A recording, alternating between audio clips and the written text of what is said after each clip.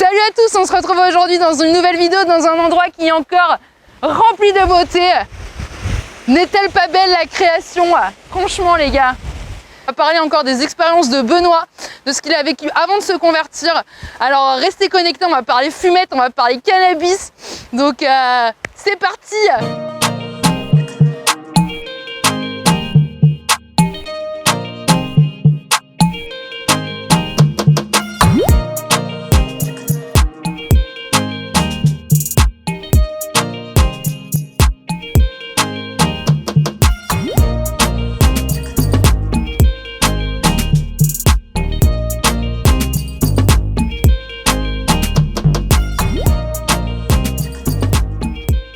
En fait, moi j'ai commencé à fumer à l'âge de, je sais pas, je saurais pas trop dire, au collège quoi. En gros, tu commences par tirer une latte sur un pétard et ben ça fait partie du jeu quoi. Quand je l'ai rencontré, il fumait déjà. Commencer à fumer comme ça par hasard et après c'est devenu un quotidien en fait.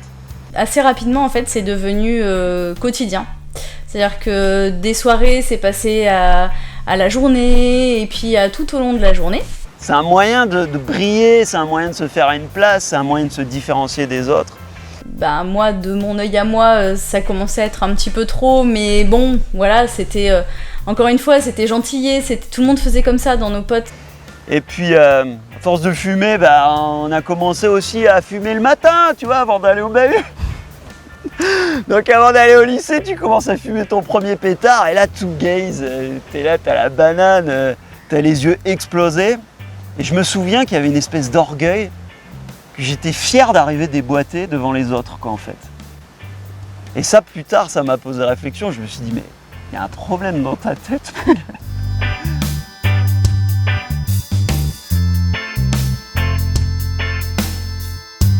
D'où tu te dis, c'est bien d'arriver les yeux explosés devant ton prof ou devant tes potes.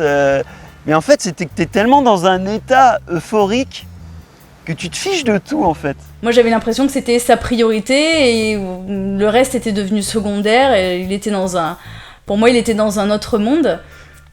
Tu es dans ton monde en fait. Donc tu te fiches de tout le reste. C'est comme s'il y avait un espèce de voile ou qu'il y avait une espèce de protection autour de toi. C'est-à-dire que ta mentalité n'est plus la même, tu vois pas le monde pareil. Il avait plus d'ambition, il cherchait plus de travail. Mais du coup tu parles vachement de bien-être, tu vois, quand tu dis, t'associes vachement ça à un état de bien-être qui est considérable. Et tu penses que ça t'amenait vraiment dans ce bien-être, dans cette vie heureuse, tu vois, comme si tu avais besoin de ça pour te sentir bien, te sentir mieux dans la société. Je pense que tout le monde cherche un moyen de s'échapper, que ce soit d'attendre le vendredi soir pour aller boire l'apéro avec tes potes, parce que c'est ta soirée, c'est ta bouffée d'oxygène et tout, c'est un échappatoire. Et forcément, quand tu subis les choses, il y a un moment où tu as envie d'arrêter de subir, quoi. Ouais. Et le pétard, ça te met vraiment dans ce truc pendant un temps. Ça fait croire à ton cerveau, tu ne ressens pas les choses pareilles en fait. Tu vois la vie meilleure.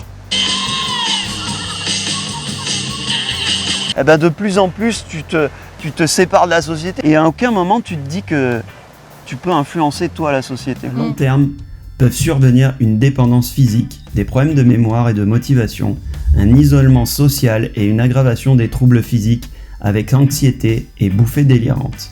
Selon de nombreuses études, les consommateurs de cannabis auraient 41% plus de risques de développer une psychose, une schizophrénie. Plus la consommation de cannabis est importante, plus certaines régions du cerveau seraient réduites, notamment celles impliquées dans la mémoire, les émotions, la peur, l'agressivité. Apparaissent également une diminution des performances cognitives et psychomotrices avec des difficultés scolaires chez les adolescents ainsi que des troubles urinaires. Au fur et à mesure, ça commence à prendre une place de plus en plus importante, en fait, dans sa vie, dans notre vie aussi, pour le coup. Et ça commence à devenir une sorte de priorité, en fait. Et c'est assez accéléré, vraiment. Enfin, il n'y avait plus que ça qui comptait, quoi. La fête, la picole, le shit, le cannabis. Ça a commencé à nous éloigner et puis c'était très inquiétant parce que du coup on était en train de se déconnecter l'un de l'autre quoi en fait. Comme il était toujours plus ou moins entre deux fêtes ou entre deux et qui fumait de plus en plus en fait, bah du coup ça devenait compliqué de discuter, il s'emportait vite, voilà c'était... C'est que c'est un échappatoire, mais c'est comme tout, c'est comme l'alcool. Et ce que je me rendais pas compte, moi, c'est que ce style de vie, en fait, bah, il me tenait enfermé, il me tenait captif, il me tenait lié. Et je disais, les autres, c'est des moutons parce qu'ils écoutent les médias ou parce qu'ils suivent la mode. Mais en fait, je me rendais pas compte que moi, j'étais un mouton pareil. Mais vraiment, je voyais pas où était le mal. Je pense que les gens, ils voient pas le mal parce que ils cherchent une solution en fait. Ils cherchent un bien-être. Et j'ai arrêté tout du jour au lendemain quand Jésus-Christ est rentré dans ma vie. Du coup, Ça a été radical. Mais et une fois qu'il a été là, eh ben, tout ce qui était mauvais en moi était très mal à l'aise en fait. Autant je suis sorti de ce lieu avec une paix indescriptible, avec un bien-être et même tout ce que j'ai pu expérimenter dans ma vie n'a jamais été aussi intense que ce que Jésus m'a apporté en fait. Cette paix, cette légèreté. Parce que quand tu te défonces, il y a toujours un moment où tu reviens à la réalité, où tes problèmes extérieurs et surtout ceux qui sont à l'intérieur te rattrapent en fait. Et là, quand tu es dans cet état-là, tu te rends compte vraiment, quand tu réfléchis un peu derrière, qu'il n'y a pas de solution en fait. Et je suis désolé si tu n'as pas la paix intérieure, si tu vis angoissé, si tu dors mal, si tu n'es pas en paix avec toi-même ou avec ta famille, si tu as des problèmes dans ta vie, tu peux partir en voyage, tu peux faire les 400 coups, tu peux expérimenter tout ce que tu veux, tu croques pas la vie à pleines dents.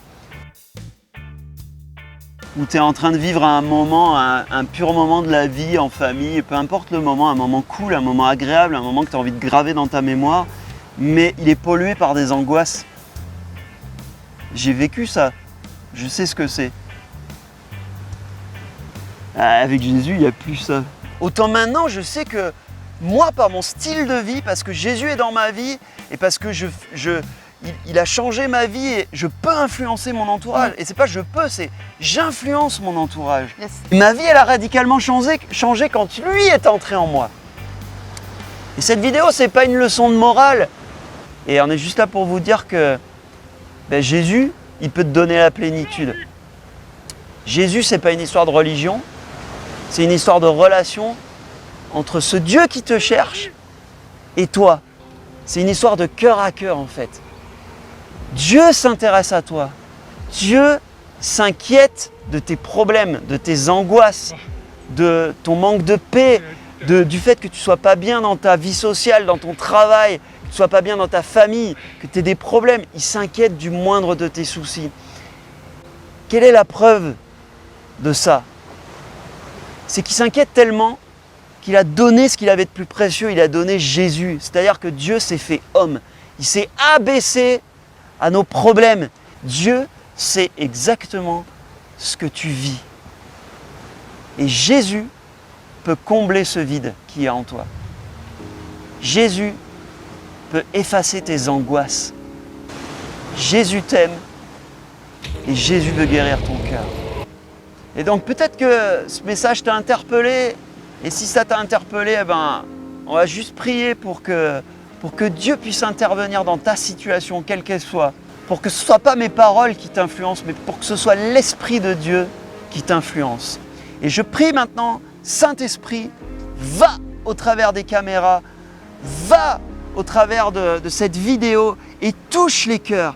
Touche les pensées, touche les consciences, va dans les profondeurs de l'âme de chacun des téléspectateurs et parle à leur cœur, convainc-les, montre-leur la vérité, que le voile qui est devant leurs yeux, que le voile qui est dans leurs pensées soit ôté maintenant au nom de Jésus. Et je prie que vos yeux s'ouvrent à la réalité de la vie, à la réalité des choses et que vous puissiez entrer dans la destinée que Dieu a prévue pour vous, parce que vous ne le connaissiez ou que vous ne le connaissiez pas, Dieu a une destinée pour vous.